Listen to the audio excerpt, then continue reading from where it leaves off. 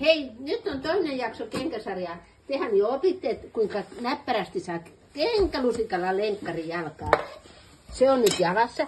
Sitten opettelemme, kuinka teemme oikein hyvän solmun, ei auke kesken juoksun tai minkään kävelyn. Näin. Tehdään ensin rusettisolmun normaalisti. Otamme tästä yli, pujotamme sen tämän täältä läpi ja vedämme näin. Meillä on tosi tukeva solmu. Ja katsokaa, kuinka helppo se on sitten avata. Ei mitään umpisolmuja. Vielä kerran. Normaali rusettisolmu. Otamme tämän tästä, kierrämme yli ja vedämme.